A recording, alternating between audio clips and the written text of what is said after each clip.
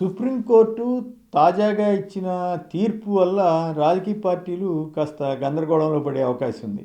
Electoral బాండ్ల ద్వారా నిధులు సమీకరించుకోవచ్చని కేంద్ర ప్రభుత్వం ఇచ్చిన ఆదేశాన్ని సుప్రీంకోర్టు కొట్టివేసింది.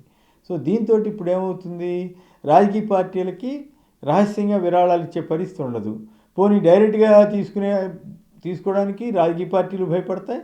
అలాగే కంపెనీలు కానీ, ఆయా సంస్థలు కానీ, వ్యక్తులు కానీ భయపడతారు. ఇప్పుడంటే ఎస్బీఐకి వెళ్తున్నారు, ఎలక్ట్రల్ బాండ్స్ కొనుక్కుంటున్నారు, కామ్గా వాటిని వాళ్ళు క్యాష్ చేసుకుంటున్నారు, రాజకీయ పార్టీలు క్యాష్ చేసుకుంటున్నాయి, అయిపోతున్నాయి. కానీ తద్వారా ఇప్పుడు బీజేపీయే మ్యాక్సిమం బెనిఫిట్ అయింది జాతీయ పార్టీలు అనేది.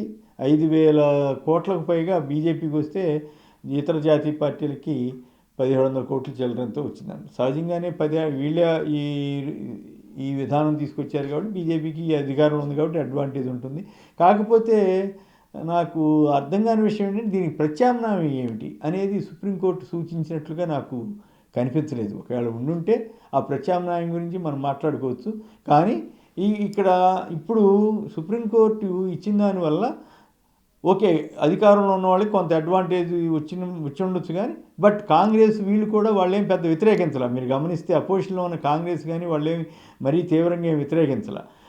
ఎందుకంటే వాళ్ళకి ఇచ్చే కంపెనీలు వాళ్ళకి ఇస్తారు కాబట్టి. కానీ ఇప్పుడు మొత్తం ఈ వ్యవస్థనే రద్దు చేయడం వల్ల రైట్ టు ఇన్ఫర్మేషన్ కింద వీళ్ళ వివరాలు ఇవ్వకుండా కేంద్రం ఈ నిర్ణయాలు తీసుకోవటం వల్ల దాన్ని కొట్టేశారు. ఓకే, మరి ఇప్పుడు రాజకీయ పార్టీలు భారతదేశంలో నడవడం అంటే అంత తేలికైన వ్యవహారం కాదు. అందుట్లోనూ కొత్త టెక్నాలజీ, కొత్త వ్యవస్థలు, హెలికాప్టర్లు, ఫ్లైట్లు, స్పెషల్ ఫ్లైట్లు ఇవన్నీ వాడాల్సిన పరిస్థితులు వచ్చేసినాయి. మొత్తం విస్తారంగా తిరగటం ఇవన్నీ పెరుగుతున్నాయి. ఆ ఖర్చు పెరుగుతున్నప్పుడు ఏం చేయాలి? ఆ డబ్బు మామూలుగా అయితే పార్టీ సభ్యుల సభ్యత్వాల ఆధారంగా నిధులు సమకూర్చుకొని చేయాలి. కానీ ఇప్పుడు ఆ పరిస్థితి ఉందా?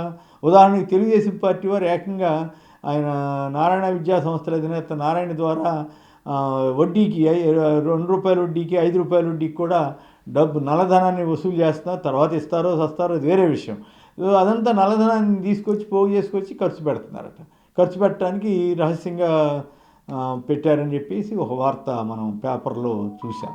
సో ఈ రకంగా సుప్రీంకోర్టు ఇచ్చినటువంటి ఈ తీర్పు వల్ల నల్లధనం మళ్ళీ పెరిగిపోతుందా అనే అనుమానం నాకైతే కనిపిస్తూ ఉంది.